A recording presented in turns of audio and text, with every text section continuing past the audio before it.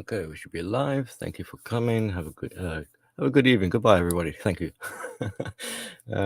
Greetings. I see we have people already waiting. Thank you for waiting. It's an honor. So this topic is something I've been writing up for quite some time. It's a lot bigger than I thought it would be, and if I put it off any longer, it won't be very situationally placed with current events. Anyway, so my write up for this might be a bit not very well structured. Bear with me just a moment, please.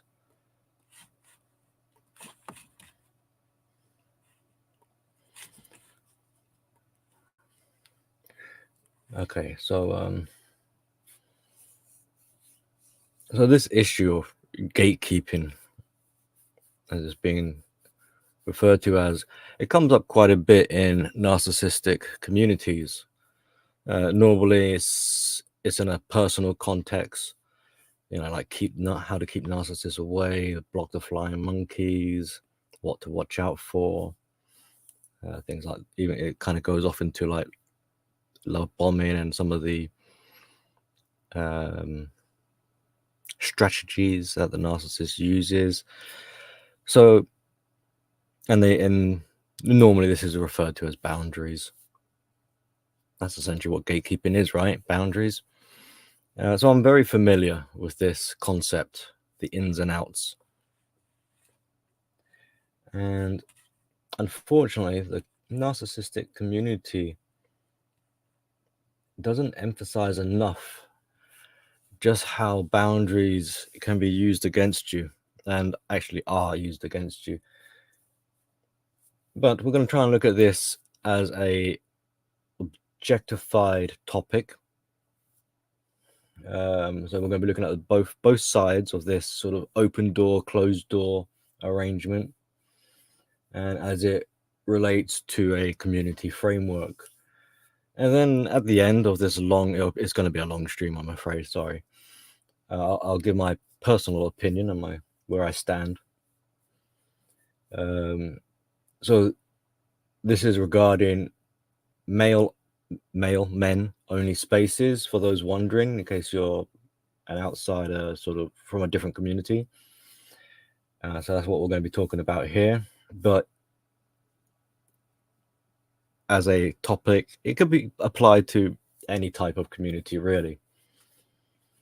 So yes, I'll be making references to narcissism, not necessarily because the issue that is coming up in other people's channels and conversations is narcissistic, but rather we can use this study in comparison. So as a sort of disclaimer, I'm not applying this to anyone's community. This isn't taking shots at people. That's really for you to decide if it's applicable. So let's begin with the range of men. And there doesn't seem to be much consideration for this range. Not all men are equal. In the survivor community, in their terms, they would say that people are at different levels of their recovery. Some can handle open door policies, others have weaker boundaries. Some might worry about the influence. Some have greater fear, some have greater codependency, some want to focus on building their sense of self. Some are willing to be vulnerable or trust and take risk more than other people. So those who are more of the secure type, they'll be the ones sort of described as having resilience and fortitude and integrity, which many people claim they have, yet they express this fear or concern of being emasculated or corrupted. So that is an anxiety of what is out there getting inside where we are, sort of thing. Sort of fear. So let's use an analogy. So if we use like beer, alcohol as an analogy, some can have a beer in the house, no problem. Others can't take the risk. Some just don't want drunk people around. Ultimately, if you have a mixture of people and you want to be on the safe side, you must have a zero policy in the house so that you can cater to the most vulnerable. Another example is no nuts allowed, because one or more persons of the group have an allergy. So now using this, like no women allowed in a men's space if they are like beer and nuts. So no women allowed suggest that certain guys are the liability. They are the vulnerable, which would mean therefore that women coming in are not really the problem. It's those men or those members can't control themselves and will let them take over. So this is really an issue of self-control. So every member becomes unreliable because who knows who could be the weakest link. And due to the security risk that's been created here, which isn't the women invading, rather it's the men's liability, members can expect being searched or questioned in case of snuck in contraband. Imagine someone sneaking in some alcohol, So you might have a question such as, is there a girl in the background whilst you're streaming with us? Is that your kid in the background? Who are you sharing your streams with? Some interrogation. So overall stress and anxiety increases. Not only are you suspecting members, but the integrity of the space itself becomes questionable. How reliable or how safe and secure is this place? And what you'll find is the more you try to secure it, the more insecure you feel about it. And it starts to show. And then you could say, well, that is why we want it gatekeep, to make it secure. But to what degree? Because it starts to become an additional hassle. Like, have you ever locked yourself out of your own account because of security? And as I just sort of mentioned, it's not really addressing the real issue. So if you want a place where you can let loose and vent, perhaps have it in privacy. Now, I was part of a fathers only parenting group a while back. That was in private. Everything said there was kept in that tight group.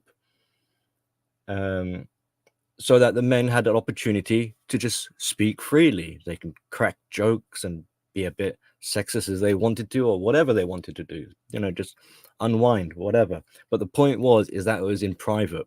What was said stayed there. It's hard to expect to have a private group on a public platform where anyone could stumble in. Never mind women, but you might have kids or something stumbling in. So what's the problem? Is the problem their presence, or they might interrupt?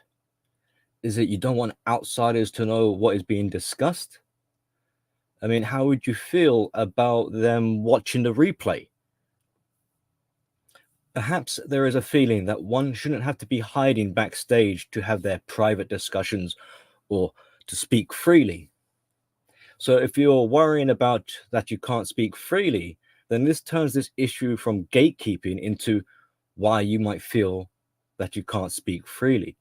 Is there a fear of censorship? Is this a censorship issue? So if we cannot give the real reasons, then you cannot expect to have real solutions, is what I'm saying. And for the record, I do approve of gatekeeping. I know I'm kind of like bashing at the art. It sounds like I'm bashing it already. I do approve of gatekeeping, but in moderation. Um, okay, so how do you enforce? Oh, by the way, good evening, Silver Bullets, Falcon, Angler, anyone else that's here? Hope everyone's well. Hope the audio's okay. We're just gonna have to chug through this because there's a lot to get through. There's going to be a lot of good nuggets here, I hope, for people to take on board. So, how would you enforce this thing? This gatekeeping? Because taking it back to like my experiences with narcissists, I see narcissists turning up in survivor groups, communities all the time. It's kind of expected. You can't prevent it. I can boot them out. I can tell them to F off, but are they gonna like respect that? They still show up. And some might be ninja watching. They might be watching right now. How am I supposed to know? So what am I supposed to do? Am I supposed to hide in the corner? Am I supposed to get bent out of shape? Am I supposed to wave my fist at my computer screen? Well, no, I just block them and block it or whatever and get on with it. So thus gatekeeping doesn't have to be a big issue unless you are the one making it into a song and dance. Take some ownership of yourself. Like, I'm sure most people have received junk mail through the letterbox. Do you bother reading it? No, you recognize it for what it is and it goes in the bin. Yeah, it's a nuisance, but whatever. It's not going to be the highlight of my day. So gatekeeping the community requires keeping an eye on those inside because, well, in unhealthy settings, there's fear that those members will become corrupted, sort of thing, so they'll become the thing that you wanted to keep out in the first place. And what is it you want to keep out? Probably that which is not you. So you would say you have some standards and expectations. I expect you to behave like this and not like that. Otherwise, you're going to be out with the rest of them. Now, that might be fine for now, but it means you're going to have to start reviewing, checking, and monitoring your people. Now I don't consider myself having a community as such. I just have a channel. So what my subscribers do is generally their business and do not require the level of control you would have with a community or that a community would need. And I expect the people who come here to be responsible for themselves. Because if you're managing a community, you are becoming responsible not just for keeping people out, but for the people inside as well. And was this explained to them? Was there an agreement here, or is it just pushed upon them? Okay, so leaning back into the what I've learned from the narcissistic community spaces is boundaries or gates. They need to be maintained. You can't just have them in place and bish bash bob, that's the end of it. So boundaries need to be maintained. Now, who's going to do that? Whose job is that going to be? Are all community members expected to become enforcement officers to stop people coming and going?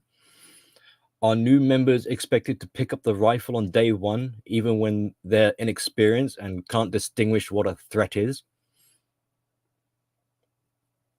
Is this going to come at a cost of people who are wanting to heal and do some self-development? So where is this focus of energy being placed?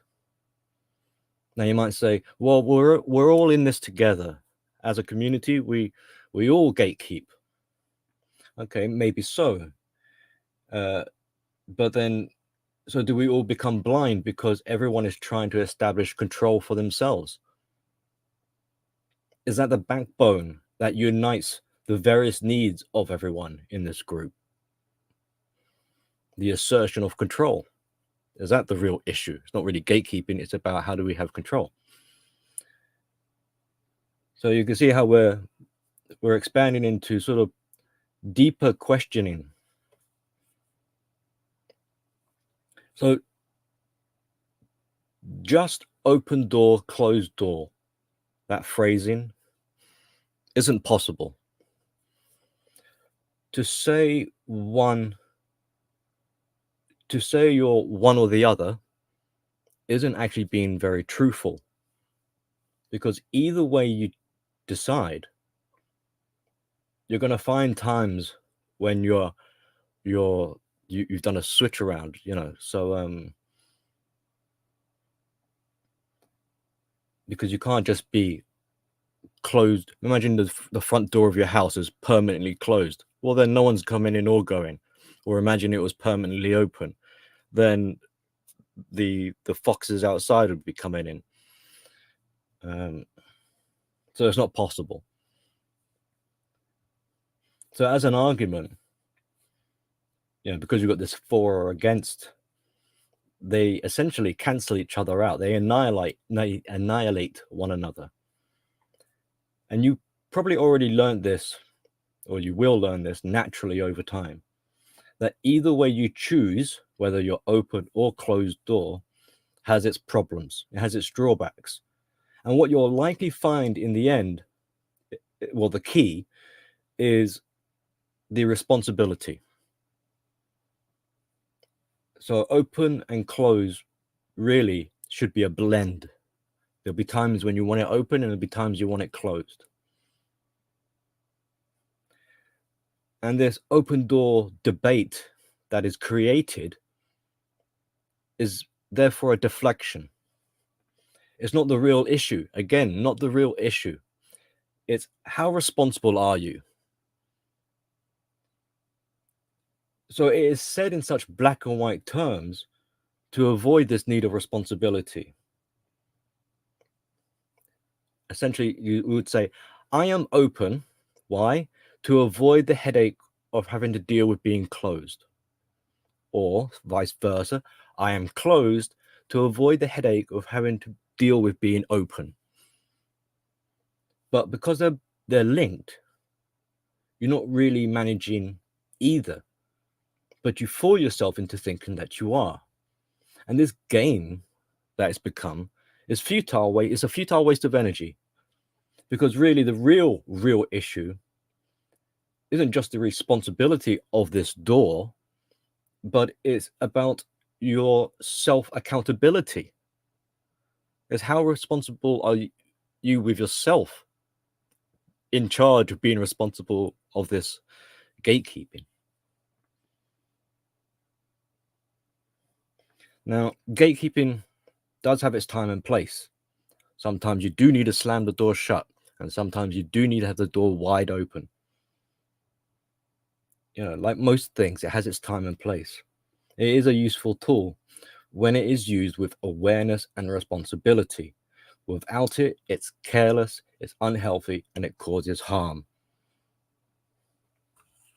So you could list out some pros and cons if you feel like it. I'm going to skip the pros and cons because I think you can sort of do that for yourselves. Now let's discuss internal boundaries. Because the focus here with this open door closed thing seems to be, and this is with the narcissist community, how to keep the narcissist out, how to deal with flying monkeys, it's all looking outwards. Well, there is the inner world as well. So what about the inner boundaries, the inner gatekeeping? So people who struggle with inner boundaries, self-control, what do they tend to do? They tend to attempt to try to control their external environment, the external boundaries. And so what we learn is that it works both ways. And I don't think people realize that, or they don't seem to appreciate it enough. So you can't really blame people for trespassing if you're trespassing too. I mean, that's called a double standard. What if these alternative channels that you want to keep out turn around and say, well, okay, then We don't want you coming here and ripping our videos to roast us. Would you stop? You know, if you really are keeping to yourself, then what do you care what the outside world is doing? Maybe you're looking because you want validation and you block so that you can become untouchable.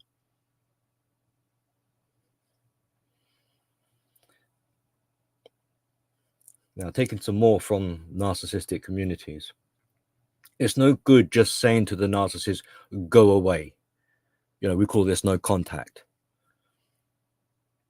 And then you go chasing after the narcissist with your provocations. Now, narcissists will try to hoover you.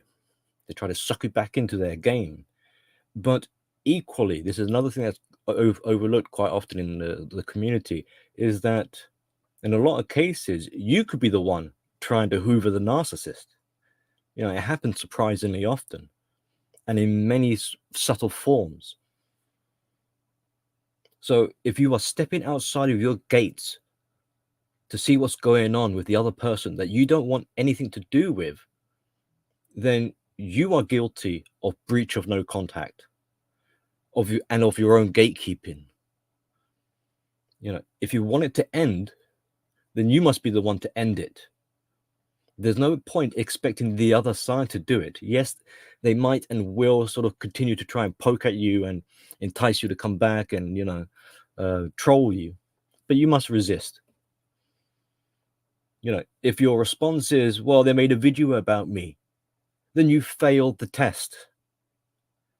Yes, there are times when, again, it would be appropriate, but when you know it's being done to just goad you, then you need to be exercising your self-control. And if you don't, and you fail the test, and you go back for round 2, 3, 4, 5, or whatever, and you carry this on into some sort of civil war, then you're not demonstrating your self-control or discipline. I hope I'm making sense.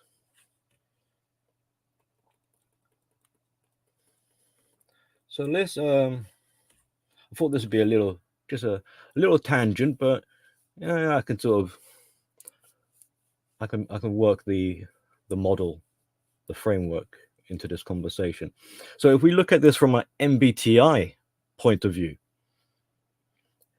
it encapsulates what's going on within these communities. That being a massive imbalance of cognitive functions. That's how they would put it. So a closed gate is wanting what? It's wanting a private world. This would be an introverted function. So introverted functions, they like things that are already established. They like it the same, consistent. They like the old. They like deeper, but they have a narrow perspective. It's very personal, and as a result, becomes very biased. It's very subjective. So those are introverted functions. The open gate could be symbolized as extroverted function. Extroversion likes the new. It's not as deep. It's kind of surface level perspective, but it's a wider perspective. It sees more of the landscape because it's open. It's non-personal and it's objective.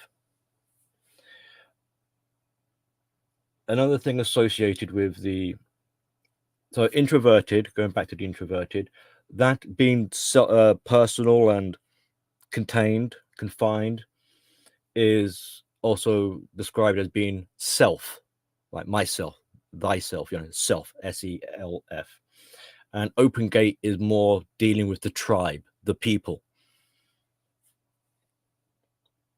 So it's your extroverted function that allows you to interact with the world. Okay, so if you're in introversion land, if you're in your little locked fortress, then you're cut off from the world. Pros and cons. It's So extroverted function is what allows you to interact with the world, but it's your introverted function that's wanting to keep it private. Now, this internal problem, because you have both of these aspects within you, in your mind, you have some introverted and some extroversion. And this is causing a cognitive dissonance taking place. So this problem is bleeding out as you try to weigh out both sides of this argument, trying to make up your mind. That's why a lot of people can't quite, they can see both sides, but they can't come to any decision. Those are your cognitive functions having a conversation with one another. You know, some people say it's okay to share, while others are saying keep it private. So which do you choose? Well, both are wrong. What you need to be doing, if you want to be healthy, is to use all of your functions together to achieve a balance. Where is the balance here? Where is the blend? So if you're just selecting one to avoid the other, you're leading to an imbalance. This creates distortions and poor decision making. If you want to make it even more annoying, usually people will double down on their preferred function in order to avoid that weaker function. So instead of balancing, they actually make it even more wonky, out of proportion, out of kilter. Which means to remedy this, you're not going to like it, but really what you should be trying to do is doing the opposite of what you're inclined to want. So if you're wanting the things to be closed and introverted, then you should be trying to apply some open policy, try a bit of extroversion, and vice versa. If you want things to be open, then you should be trying to you want to be careful of having your doors wide open. You let any old riffraff in. So maybe you want to exercise some closed door policy and exercise a bit of introversion. Okay, that's the MBTI way of looking at things. Hope that gives a bit of a perspective in how to manage or put an end to this bickering. Now, the recovery side, if you're into the survivor healing, self-development, healing, recovery sort of stuff, they would look at this as people wanting to retreat to the safety of a tortoise shell. Why? Because they're so vulnerable that what is outside is deemed as dangerous. And this fear, carries it without awareness, becomes paranoia. You become scared of anyone you don't recognize. And the natural way of dealing with such danger is to become aggressive in a defensive manner towards them. So if you want to be more secure in yourself, you're going to have to be willing to have some exposure. And it doesn't mean throw caution to the wind and because well,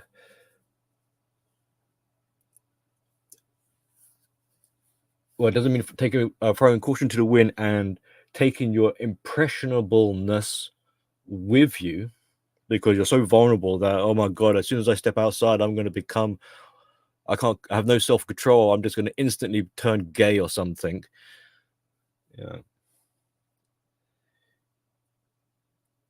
You take some knocks in life and you reassure yourself that you'll be all right. Unless you really are that impressionable, that you're a danger to yourself. But in any case, like if it gets too rough outside, you could always jump back inside your tortoise shell for safety. But if you really don't want to chance anything and you just want to spend your life in a tortoise shell, then it may as well be your coffin at that point. If that's how you want it, then do it. Like that's, and maybe that's what a lot of people have chosen to do. It makes you kind of wonder why you're even in a community then. I hope it's not a place you come to die, like spiritually. Just don't cower inside your shell and feed into this unicorn victim mindset, because I see this happen all too often in the survivor community groups. You know, woe is me, woe is me. Oh, I've been abused. I'm a victim, and all this. And then at the same time, they're talking about how they're calling each other kings and queens and whatever else. You know, basically what I'm trying to say is that if you want to have a live stream, then do so. Like, what are you afraid of? The hysteria is through the roof. You know, and if an outsider can easily jeopardize a philosophy, then it wasn't a very strong philosophy to begin with. Now, I'm not trying to dig at the philosophy. I do like it. I'm just saying, have a bit more confidence in it and in yourself as well. You know, because many groups don't even have a philosophy.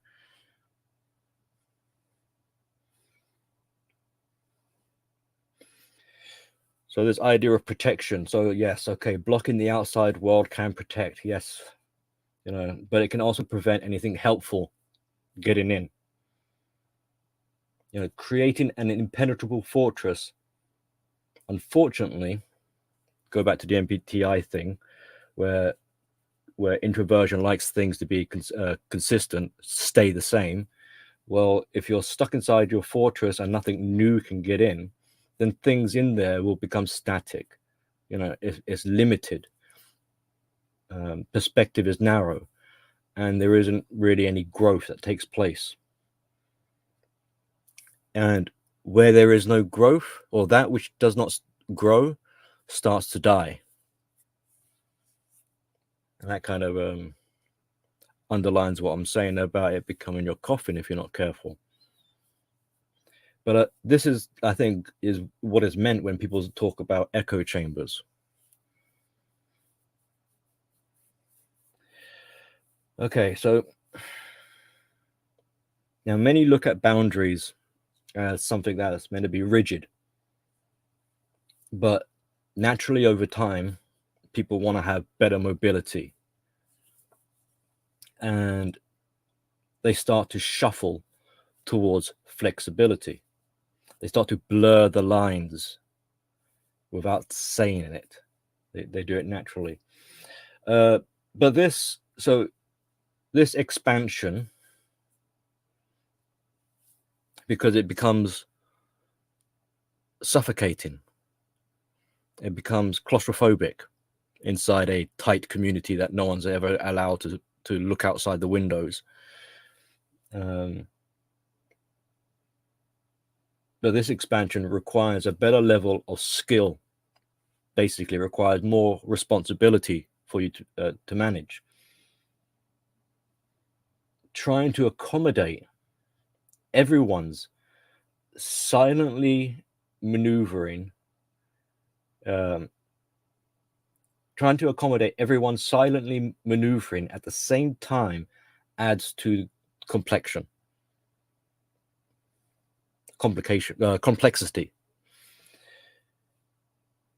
So if you're trying to avoid the complexity, you'll try to limit this. You'll try to limit people's mobility.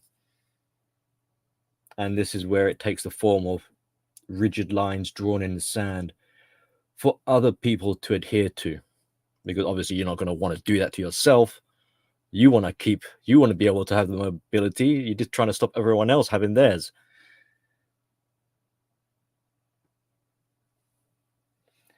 And this means, if this is the case, it's fine. Hey, if this is what you want, that's fine. But it comes at a cost, which is you don't have the right to ask for more, ask more from life. If you want more from life, then you're going to have to take on more responsibility. If you don't want to have the responsibility, then you can't be asking for more from life.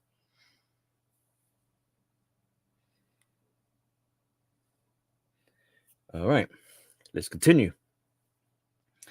Now, being closed off in a secret club naturally creates curiosity, from the outside world or in the outside world. The more you gatekeep, you might find people trying to find out what all the fuss is about. Now, this might help to attract new members, but how will they be treated? What magic words would they need to say? And this curiosity can work the other way, like we're discussing with people wanting to be more mobile within the group. They might be curious what is outside. There's some movies that it reminds me of some movies where they try to keep people inside a compound, saying that like the outside world is toxic, is contaminated, but it turns out it was a lie. Anyway, I digress.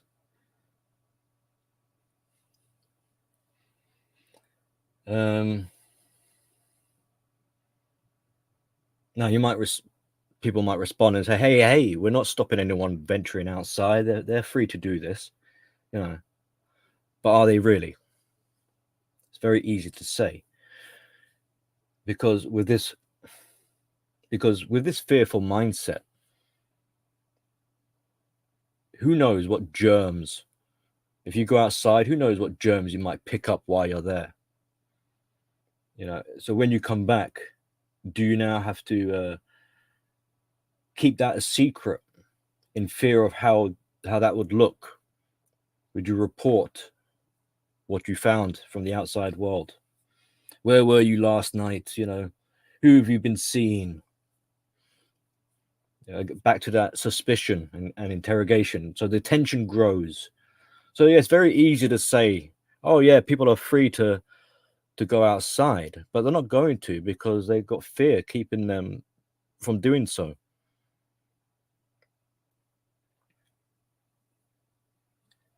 Now, restricting members in this way denies them their chance for independence, but it spares them temporarily from persecution. They become frightened to go outside, but even more frightened of the inner circle because of the proximity. And if this is what's taking place, then this is a selfish act under the guise of protecting people from themselves. Now, perhaps you might say, well, I'm worried about, it's not me, that's the liability here. I'm worried about my friends being susceptible, them being influenced. So again, this is a selfish act. Why? Because you're the one with the insecurities. It doesn't mean that everyone else has the same problem as you do and has to deal with it. The other person, what ends up all happening is that the other person will stop trusting themselves because you can't trust them. And you take their ability away for them to make their own decisions. Now, maybe this is by accident, maybe it's deliberate. It depends if the intention is to prevent members from abandoning the group. And this is the kind of analogy with like a crabs in the bucket mentality. But this is what parents do, or toxic parents, abusive parents. When they shelter, they'll call it sheltering, but what are they doing? They're smothering their children. And look how the children turn out. The parents fear not having control. So they make the child feel like the child has no control. And those kids grow up to be controlling. It's like a it's like counter manipulation. They become controlling in their own ways. And typically this prevents children from abandoning the parent. Now, in healthier situations, when kids leave the family home, they're still welcome to come back to visit and even stay if there's a crisis, without resentment or being punished or fear of being punished. Now, where this is a problem is if they move back permanently and there is animosity on either side. Now, I'm making a comparison to children, so I don't mean to be belittling, but this is how people can become treated like children. If you have to coddle them, then you're not really treating them like adults. They're not going to learn responsibility, learn how to look after themselves or think for themselves. Now, yes, there may be times when you might need to intervene. Controlling people doesn't necessarily have to be a bad thing. Depends on the context. But to what extent?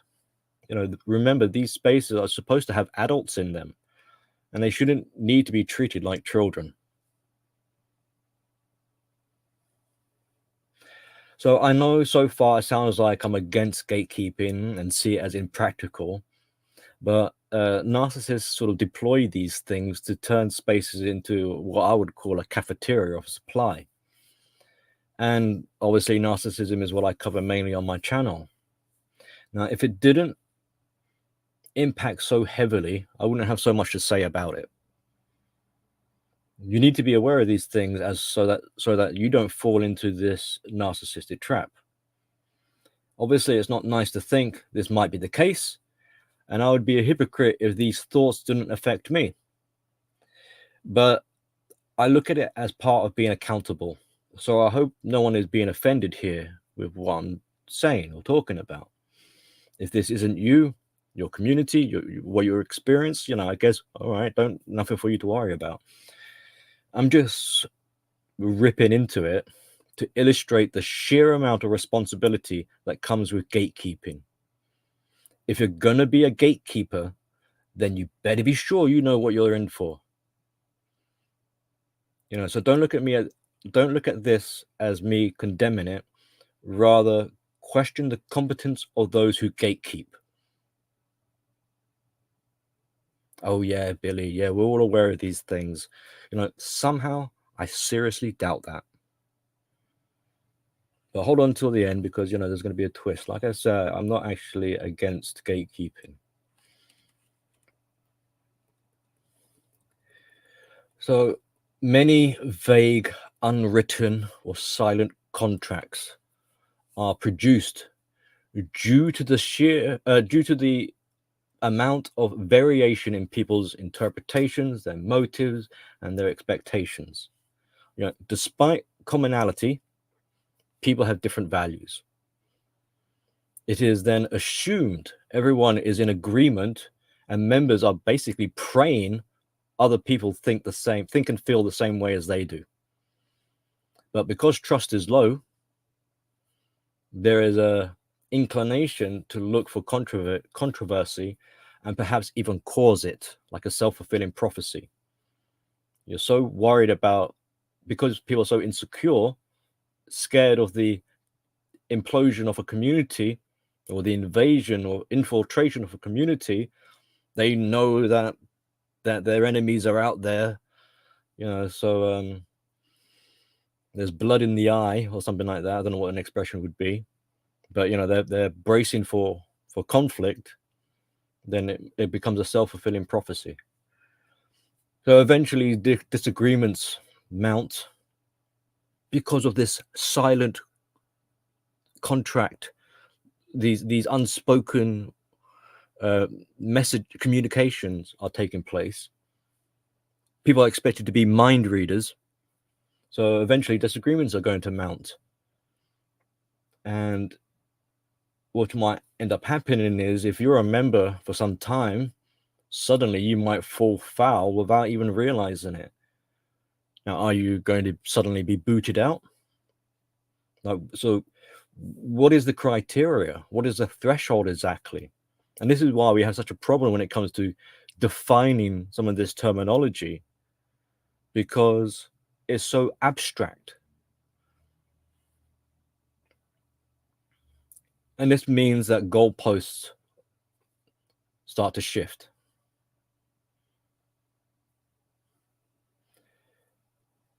Another kind of interesting example where perhaps someone doesn't quite fit the criteria, but because this is the funny thing, 'cause these are meant to be rigid lines drawn in the sand, but that turns out to be a falsehood. They're not that rigid because, as we're describing here, they're undefined. It's only rigid as a construct within the individual's own mind. Where I've drawn the line in my mental capacity is a different place to where you might have drawn your line. And we assume we've drawn it in the same location, but we haven't. But yeah, so someone might not fit the criteria, let's say, but you make allowances because you're buddies. You're okay with that. You're pleased. Your buddy is now part of the group. But what if other members of the group disagree? Or maybe they want the same privilege. They want to bring in their buddies as well. So now we're leading into sort of internal arguments erupting. And you can see how from wanting things to be nice and simple, it increasingly becomes problematic. And with this, you can expect feelings of betrayal, disappointment. And this is coming from a miscommunication due to a lack of honesty and openness within the group internally. So internal openness.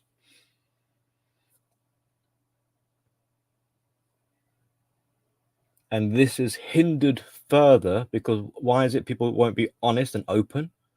Is it too much to ask? Well, the reason why they're not going to be honest and open about things and clear is because it makes them more vulnerable than they already are. They can't afford to be open and just state things out clearly. There's an advantage by being abstract and vague, having blurred lines. It means you can't be held accountable.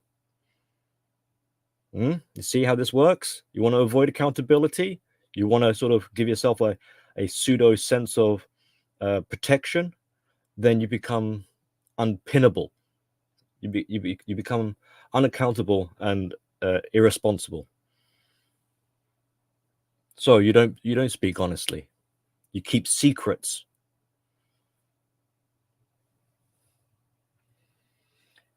And in this kind of landscape, behind in sort of private corners, unspoken negotiations take place in an attempt to avoid these feelings from happening. You must tailor your requirements, eject parts of yourself, become disingenuous, and walk on eggshells if you are to stay within this type group. Your admission comes at a cost. All must think and act as one in the name of unification, so that we can have a perceived sense of strength. And over time, clusters and subsets form within the group, communities within communities, gates within gates. This is preparing for conflict to break out. To think a small group won't fight amongst themselves is a lie. Couples fight, tribes fight, nations fight. It's normal and expected. There is no actual safe space that people like to talk about. It is a myth. It is only safe for now because there is a common enemy to keep people together and focused. But when that is gone and you've managed to exile your enemies, who's left to fight?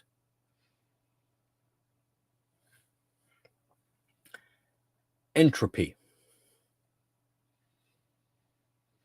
A closed community will increase in entropy over time. This means there will be an increase in randomness and chaos, which equates to in-house fighting. And I'll also mention here, this comes from a study.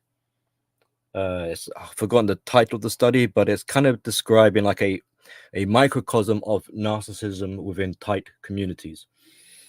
And it basically says when there are small differences between people. So, for the most part, you're very similar. We're brothers, but there are some very small, microscopic sort of differences from one another. There is an increase in volatility. It's triggering. More fights happen, which makes these tight gated communities where everyone is very similar, because there's a lack of diversity, it makes them more explosive. This will therefore mean that gatekeepers are given the additional task to de-escalate the anger that they've bred into their own members, to prevent this implosion taking place. The idea of peace is therefore an illusion. So the irony is, members are now, they become, the members become the troublesome people, just like the outsiders they were trying to prevent. The leaders are forced to take control over the situation. Trying to say, stop the fighting, we're all brothers, falls on deaf ears. What is required is a new target for the group to refocus their attention onto. And this will restore control. Group identity. Now, this really is a bigger topic, but we'll just have a little section on this. So group identity, it can feel good. You can feel love, you can feel acceptance, a place of belonging. Great. We are one. Fantastic. But these are emotional needs that are being outsourced, if you look at it closely. It's appealing to gravitate towards groups in search of identity. But easy come, easy go. Just when you thought you found a sense of being and belonging and purpose, it's quickly replaced with, well, now what? Well, now, with some growth, you individuate. That's the idea. So this is why gatekeeping is important, to retain a sense of group identity as a framework to develop your socialization skills, your cohesion, and other attributes, a foundation from which you can grow and build upon. It does have a purpose to aid in nurturing people's growth, with the intent that they become actualized individual human beings. But the flip side is that it can become basically like a dungeon if you're not careful, where it fosters the hatred and stunts your growth instead. Now, I'm not saying groups are inherently bad. There needs to be honesty, otherwise they're built on lies and dependency. So this is a juggling act, and it becomes an occupation. You want to have new conversations, you want to have new discussions, you grow, you can't, because you're too busy arguing over this open closed gate door policy thing. Headache.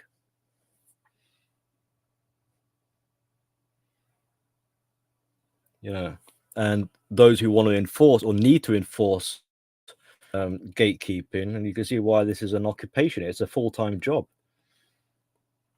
Is that why you joined the community, just to be a doorman?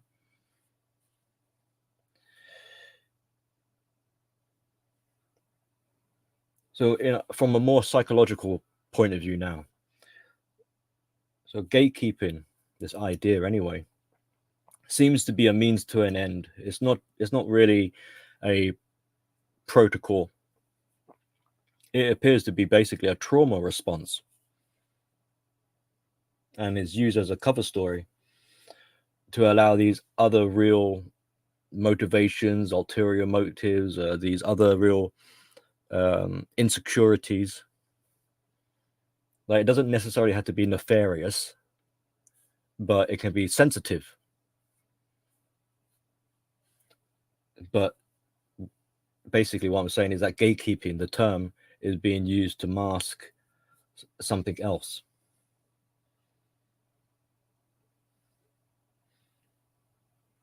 Now, the nefarious narcissist would look at this and think, well, how do we? They'll talk about their members as flocks of sheep.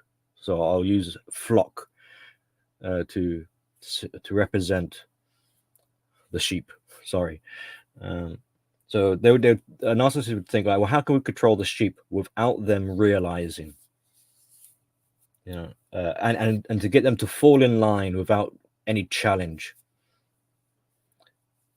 So the narcissist would use the flock's own values against them. They would use your own boundaries against you, your own virtues against you. What do you care about? That is what they'll use against you. And you can extrapolate that further.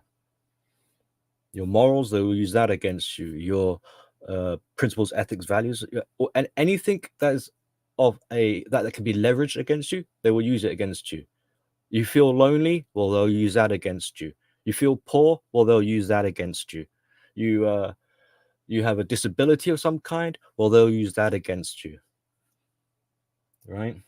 So how do we get people under control? Easy peasy. Well, you use their vulnerabilities against them. And it becomes a multi-stage process to direct their attention that uses misdirection, like focus the attention on smaller issues. And in this way, you can use the target's emotions to take over their thinking, and they won't even suspect a thing. Get them to fight with us in a united front against whatever issue: trans, women, homosexuals, X, Y, Z, whatever. It doesn't really matter. Those are just placeholders. It basically comes from, it's like the enemy of my enemy becomes my friend, without you realizing that this friend is actually coercing you to fight in order to get you to serve under them. So it's not the outside world that's infiltrating the spaces. People's lives are being infiltrated from within.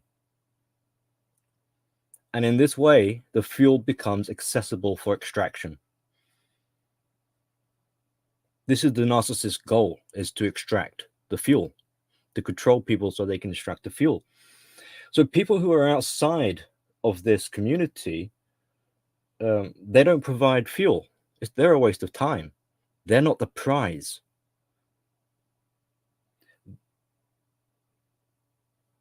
So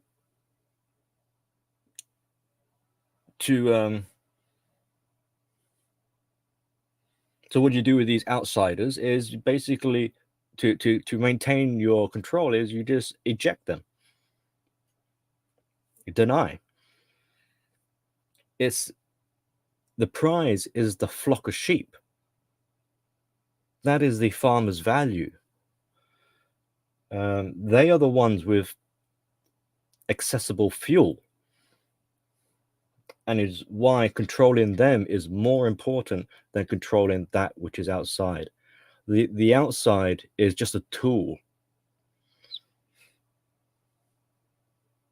So you can also look at this as who is kept outside is doublespeak.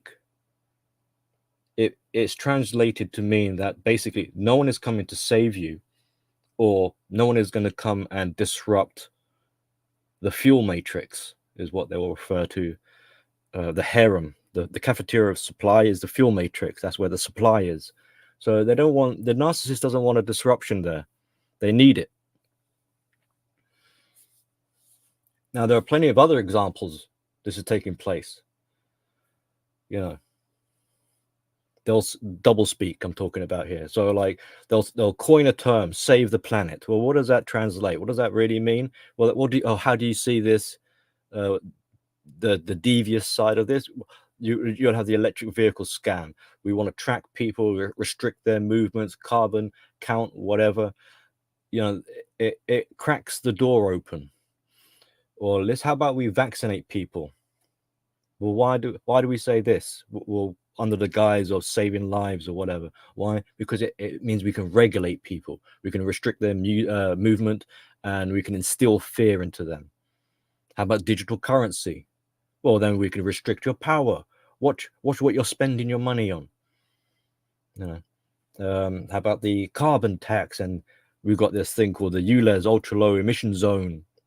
You know, again, so we could tax the people and control and monitor, keep tabs and things like that. What about social credit?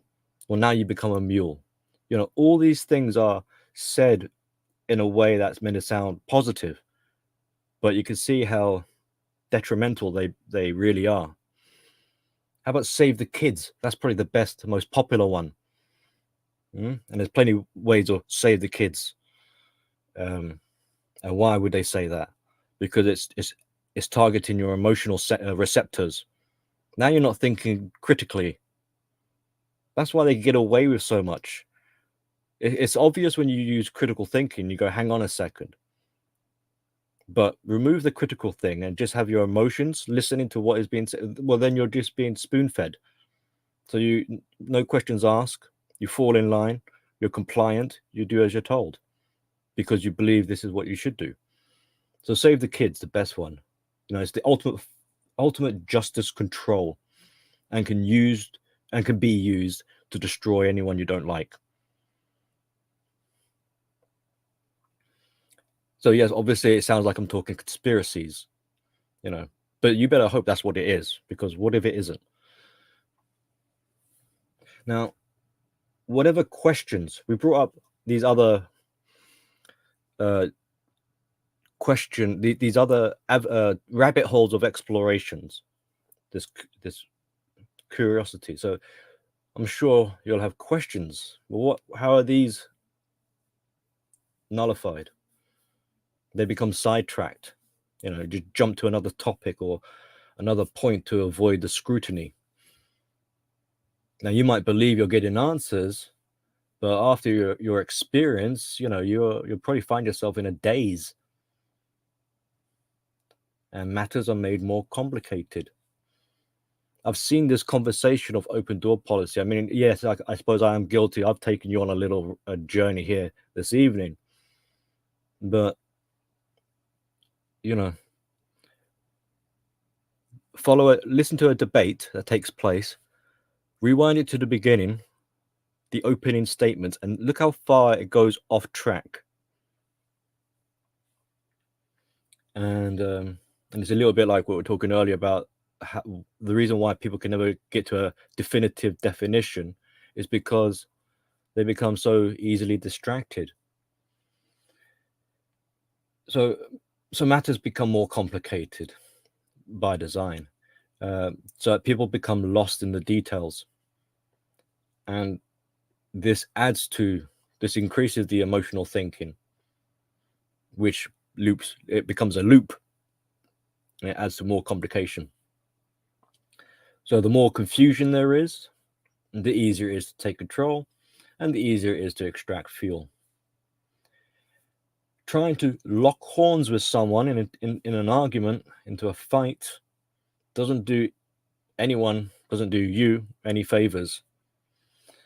But the narcissist, despite how it may seem, actually likes this. They prefer this interaction because the amount of fuel that is being outputted. Your anger makes them happy. Your frustration because you can't beat them makes them happy. It makes them feel powerful and makes them feel like they're in control. And in a way, it's actually kind of true.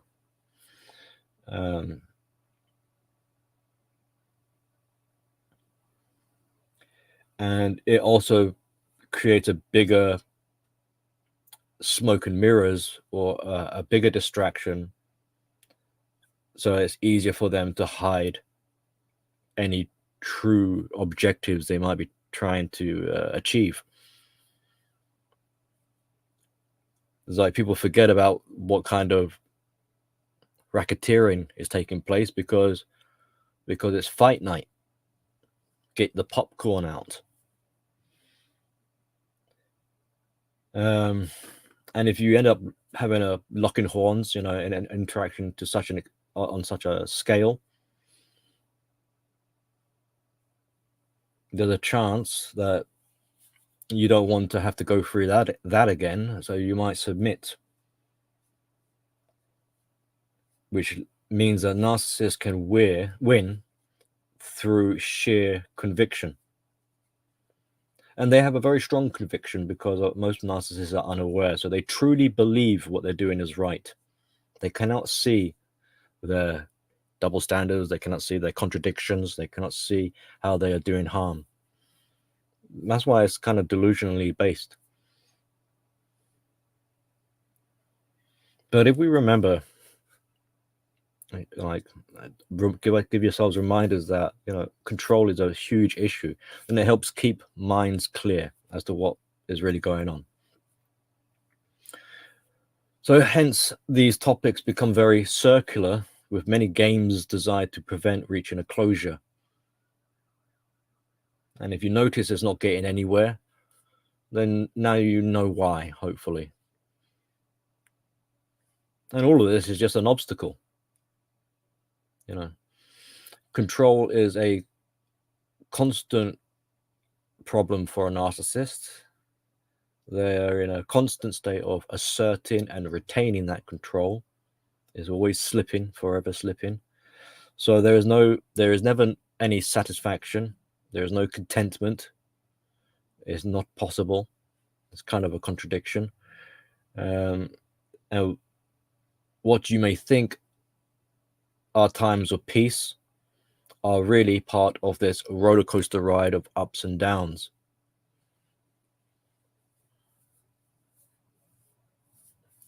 That can the similarity is in the love bombing, where people think, oh, it felt nice that the narcissist was love bombing me, and they don't realize that that's a form of abuse. You being idolized feels fantastic. It's like being put on ecstasy, being put on a pedestal. You think this is wonderful, but you do not realize that this idolization simultaneously is a form of devaluation. How does that make sense? Because you are not accepted for who you really are. You are being embellished into an idealized version and being told, this is the version of you I will accept. I want you to be this idealized version. So it's an insult. Now you understand. So peace times, a respite, is another thing a narcissist will grant you, will give you time to rest, because constantly bashing your head in with stress and fighting and conflict and screaming in your face will drive you away. We wouldn't want the flock to be terrorized like that, would we?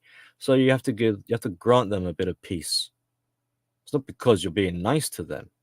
No, it's because you're gonna put them through it again later on. You want them to recover a little bit. So if that's the situation that's taking place in a narcissistic landscape or a lens or context or whatever, brace yourselves during the peaceful times. Now, most normal people want structure in their lives, but a narcissist does not. They don't want structure imposed on them, because this creates restrictions for them and rules for them to follow. So you'll see it's a very one-way street. You're not allowed to limit the narcissist, but the narcissist is allowed to limit you. And this turns philosophy or any of that formality into tools and weapons. Morals can be used to guilt and shame you. I did a video long ago about like a survival toolkit, and it was talking about any pro thing in life. You can basically, if you wanted to, you can turn it and invert it. And anything that is negative, likewise. So there is always another perspective or flip side when looking at things. Self-love, oh, it sounds wonderful, very positive, but can be very damaging.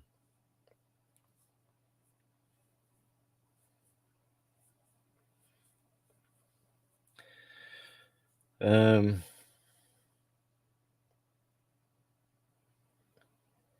but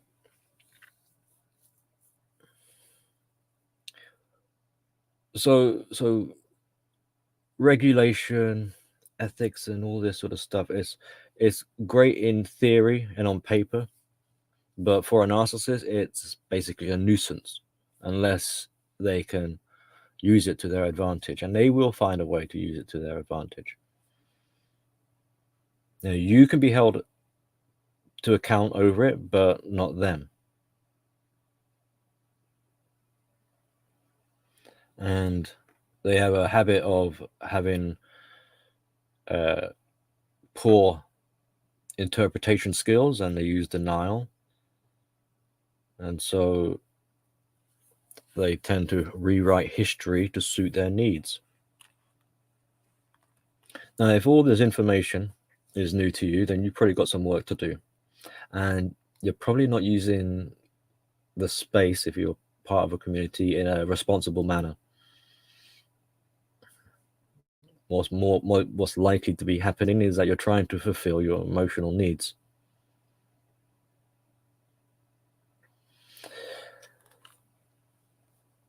And this puts you in a precarious position because people that want to abuse the space will abuse you by extension.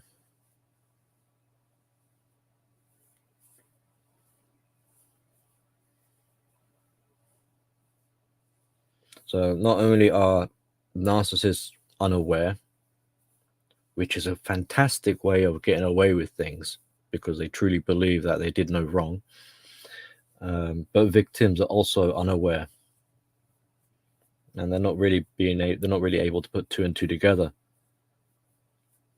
So this whole conversation might fly over the heads of some people, but try not to let any guilt or blind loyalty, your fears of abandonment, keep you somewhere that is not actually benefiting you or is slowly harming you long term. You might not even notice it because perhaps you're being shown false compassion or future fakes or given promises of divinity. Be careful if you notice yourself just going along with it because now you're in too deep and you're conflict avoidant or you're a people pleaser or something.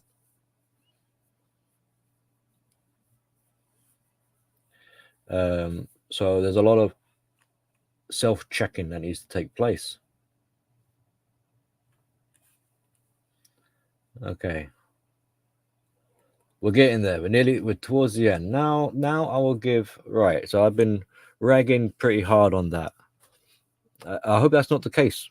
There are healthy spaces that have none of this of what's being described here. But if you're a gatekeeper, this is what I'm saying is you better be responsible that this kind of stuff ain't going on. You can't just turn around and go, oops.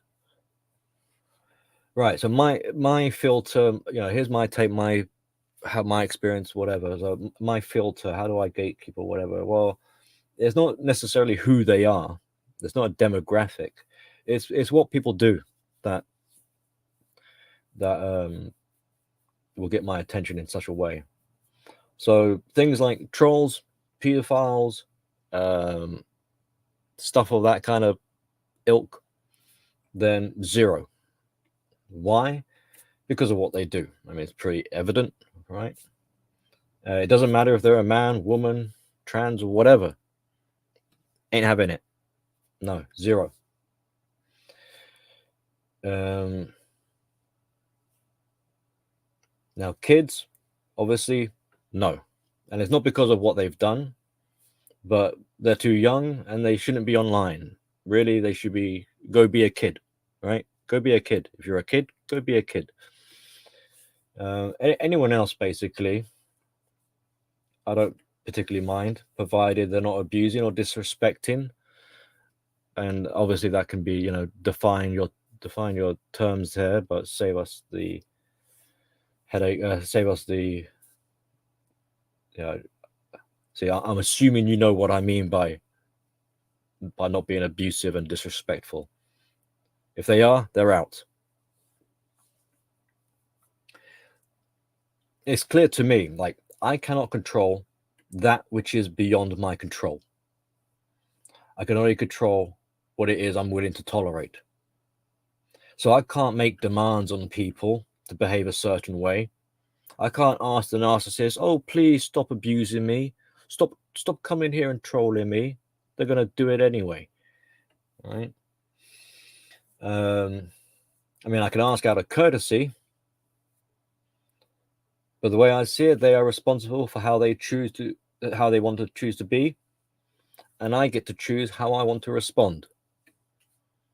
So if you want to be a troublemaker, you have every right to be a troublemaker, but don't be surprised, I will give you a boot right up your backside.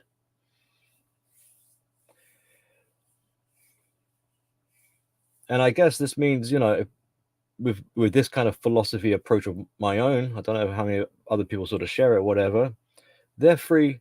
It's up to them how they want to deal with the gate. I'm not telling you how you should be gatekeeping, whether you should have your doors open, closed, whether you should have a blend. It's up to you. I'm just giving you information for you to consider. It's your problem, not mine. And to be honest, basically, there isn't really a right way about this anyway. There isn't a one size fits all. It also doesn't necessarily have to work, as long as you can actually be accountable in your decision making.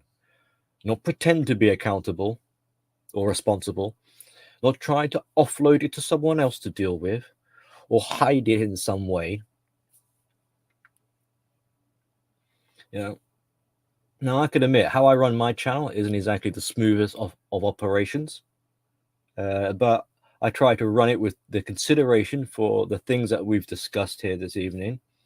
And in that way, I try to make responsible executive decisions. Now, for now, it's not really a problem. I just deal with it as it comes along and with my discretion. I put a lot of effort, as you could probably tell, into making my content and providing information. Therefore, I will not tolerate someone wanting to undermine my efforts. You could maybe say that's my criteria.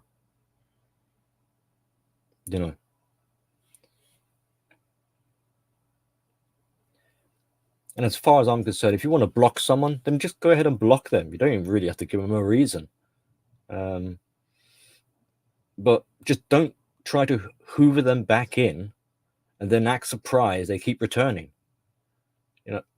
When you block someone, you need to stop yourself from reaching out also. It's like when you want to try and call someone out in the spotlight, you put yourself in that spotlight as well. So if I take from the narcissist community and pass on some knowledge, the better approach, you could look at this as a philosophy of sorts. It is a kind of philosophy.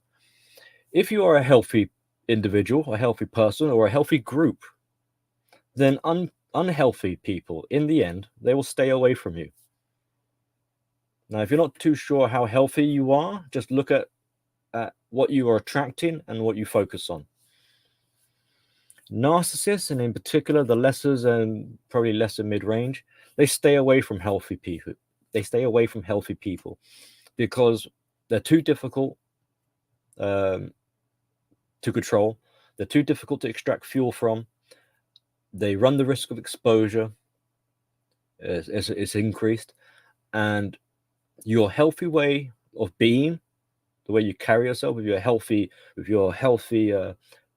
self-esteem and independence and whatnot is actually toxic to them. It's kind of funny. You look at them as toxic, they look at your healthiness as toxicity. But they will test you. Your boundaries are a problem for them. So they will test your boundaries to see if they really are strong.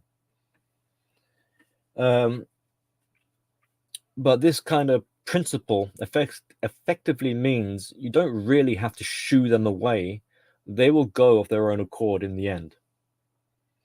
Because people hang around places where there is value to them.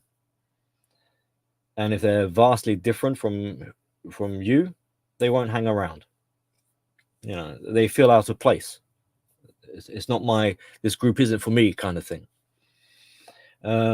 So in this way, gatekeeping, in a sense, becomes like an automatic immune system that doesn't really need much time or effort being put in. You just do you, and you'll be fine. And I think this is where the expression like "don't feed the trolls" comes from. Because what happens when you don't feed the trolls? They become bored and they leave. Now, you might get some stubborn people that just won't leave, of course, but for them, it's energy depleting, and they eventually get tired of pestering you. If they're not getting any fuel from you because you're not feeding them, then they are forced to have to move on. So where do I stand on the gatekeeping side of things? Well, I think it depends on the type of community. I do think, yes, there needs to be gatekeeping, ideally kept to a minimal. I don't really like to have to sort of like an enforcement kind of in your face type of thing, if possible. But I recognize it has its functionality. And I also understand that some people wouldn't survive in the outside world and they need a group. You could look at it a little bit like a necessary evil or something. I mean, it's kind of cruel to unplug someone who is dependent on the matrix. If the members want to be caretakers, enablers, flying monkeys, that's really their decision. They might not be aware that's the contract that they've signed, but that's on them. So yes, lockdown for those who feel they need it. I just hope it's not a false sense of security. What I do know is that you don't mess with the narcissist's fuel matrix or their harem. And why is this? Because this is a breach of no contact, like we were going at the earlier part. You can't really help them anyway. As much as you might not like seeing people you care for being duped and taken advantage of, it's not really up to you. That's your own sense of grandiosity and entitlement making you feel this way. And it makes you unaware that because of such confidence and hubris, you don't realize that you could actually be making it worse for people that you're trying to help or try to wake up. So by trying to fight for their freedom, fighting for their souls, you are inserting yourself into that matrix. And as much as you might want to say that you're not part of it, you are. So if you really want to help them, to show them the light or something like that, you go your own way and you detach. That forces them, it's down to them to engage their own brain for themselves and think independently. You can't do it for them. If you're lucky, their curiosity and doubt will be their key. You are not their hero in their eyes. You are an infidel, an outsider trying to pull them away from people they believe care for them. And in some ways, they are actually being cared for, even though their life energy is being sucked out of them. But it's through the illusion that they've agreed to, the shared fantasy. If you want to have a better understanding of that, look at the narcissistic relationships of the couple dynamic. It's a shared fantasy. The air quote victim isn't as they are not exempt from their share of the responsibility. They're not as virtuous as they like to portray themselves as being. So if you're an outsider of this community and you're like why you're trying to disrupt the fuel matrix or the another person's community, it's not really your business as far as I'm concerned. You leave them to it. You worry about yourself. And this is a loss that you're going to have to be willing to accept here. Now, you might feel like you're abandoning them, but really with you detaching and going on to then like proceeding to thrive outside, you can become an example they can later choose to follow. Because if you're fighting, if communities are warring with one another and people are looking to maybe with their curiosity, as we described earlier, to I wonder what the outside world is like, and they look outside and they see everything is blowing up around them, you think they're really going to go outside? They're going to go, nah, I'll just stay here, thank you very much.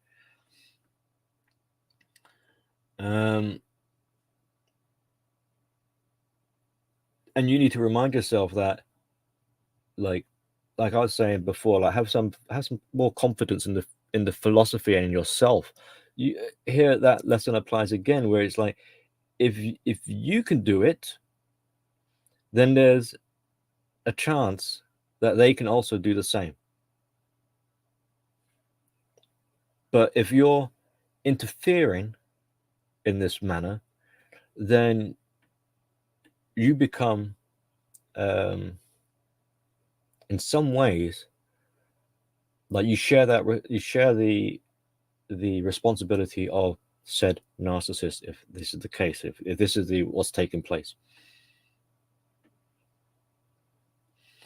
But as far as the narcissistic harem, the cafeteria supply goes, you leave that for the narcissist. You just worry about you. And besides, because narcissists are dependents, there'll always be people that are targeted by them. So any person who escapes, they're just substituted with someone else. So you're not really saving anyone. I mean, yes, you might be saving, but someone else is just taking their place. You've just substituted someone. Okay, say something positive about gatekeeping. All right. So I like gatekeeping that allows for growth in safety. Like the training wheels on a bicycle that come off and allow a person to manage things for themselves. But I don't want to have to babysit people, and I don't want to be babysat either. I expect whoever is running a group to be demonstrating some level of responsibility, competence. I'm not impressed by people running a shit show, trying to say it's carefree or a nonchalant, do as you please kind of attitude. That's reckless and irresponsible, in my opinion. But yes, I support gatekeeping if the space and occasion requires it. I just don't look at it as a black and white thing. Okay, we're going to come to wrap up to a conclusion here. So if you have a better understanding of how these spaces best serve you, you can then have better control of your own individualistic lives and be on a path that is of your own and not someone else's. Like, do you ever feel like someone is controlling your life? Right. Spaces and support networks can be very good if you use them wisely and properly, not abusing them. So before asking, should there be any gatekeeping, maybe ask yourself first, is this space actually healthy? Look for the positive and negative signs. Write them out. You got things like, what actions do you see taking place? If you're, hey, if you were really are dealing with a narcissistic harem, there's going to be loads of things, red flags for you to spot. What actions do you see taking place? Is it destabilized? Is there confusion? Is there triggered anger? Is there offers of false virtue and promises? Are people isolated, cut off? Is there increased emotional thinking? You know, what tools of manipulation are being used? Are people guilting, shaming? Is there a sense of obligation, blind loyalty, validation, bribery, blackmail, extortion? Um, is addiction factoring in? And then you can ask, like, what kind of motivation? What's the driving mechanism? Where's the control? Where's the extraction of the fuel? What is fuel? What is the value? And these are broad terms, and this is stuff for you to, like, look into and understand deeper. But the alarming thing is, and one of the reasons why I'm talking to such an extent with narcissism, is because narcissists, they want a place full of vulnerable people that they can then turn into a toxic arena. There's another description I like to throw out there sometimes, an arena. So that's another conversation, really, but it's for a reason. So vulnerable people, a place packed full of vulnerable people, injured, damaged, emotionally scarred, dealing with issues. So that's why they prefer, they enjoy survivor groups. Can you see why they enjoy survivor groups? Because it's easy pickings. It's rich in fuel and it's given away so easily. And to understand fuel a little bit further, to say, what is this fuel? That, what kind of things can they extract from me? I got nothing. It's like, yes, you do. There's more to you than you give yourself credit for. You got self-esteem. Well, what little esteem you might have, they're going to take that. But things like your sense of identity. So the narcissist will use that. They will take for their own personal individuation which is a bit of a misnomer, really, because it's not really their personal individual identity. It's an amalgamation of other people's traits that they've stolen. You are an extension and in servitude, and this is why you might feel like you're powerless to do anything, but really there is power. You're the power source that is feeding you. Feel disempowered because you're giving that energy to the narcissist, but you need to realize, without you, the narcissist collapses. And this is why any threat to this exchange is treated as an offense. You're not allowed to have a individualistic. They'll say you are, but bit by bit you'll start to notice people are just carbon copies of one another. But anyway, this is why I feel like it's important for you to know this. Maybe you might think I'm being ridiculous, but what is ridiculous is how many victims of narcissistic abuse allow it to continue and justify this transaction with delusion.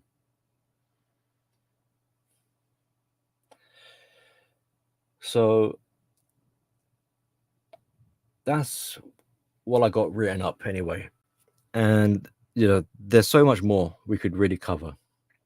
You could do maybe we'll do another a separate stream of, like, what is a really good, healthy, thriving place to be, and other ways you can look at community spaces. Some people call them clubs. Some people call it, I mean, I'm making a comparison with survivor groups. Some people might call it a or in the past, sometime now and again, I'll try to describe it like a clinic. You know, you go to a clinic to get patched up, and then you get sent out back into the real world. You don't want to stay living in a clinic, you know, indefinitely.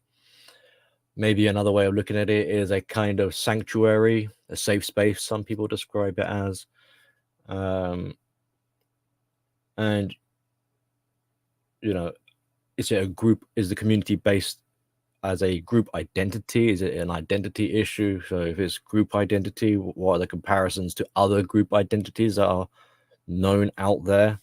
It's probably not a good, a nice, it's not a comfortable comparison to make, but it depends which kind of rabbit hole or line of question, exploration you want to go down. But that's why there's a lot to talk about. And I think it would be nice if there was a stream talking about the recovery, the self-development aspect, the more positive side of groups and how they can be beneficial. I didn't really cut. I mean, I kind of glossed over it. I kind of went heavy on criticizing it. I'm aware of that, but I think it's important to put forward these concerns to ensure that these pitfalls are avoided. Then maybe next time we can work on like, okay, so what should we be doing? How should things be structured and carried forward? So yeah, maybe if this was helpful, I'd appreciate like a thumbs up or whatever. And if you want, maybe a follow-up stream where we can look more at the positive side of how clinic, it's like kind of like therapy. A lot of people describe it as therapy, how it can be beneficial. You know, it all depends on how it's implemented. But thank you for if you've been listening to all of that. Thank you so much. You've got great concentration skills, and I appreciate those who have been attending here this evening. So take care of yourselves, and I'll see you all again soon. And obviously it's going to be Christmas, so hopefully I'll squeeze in something for Christmas time. Until then, be well, take care.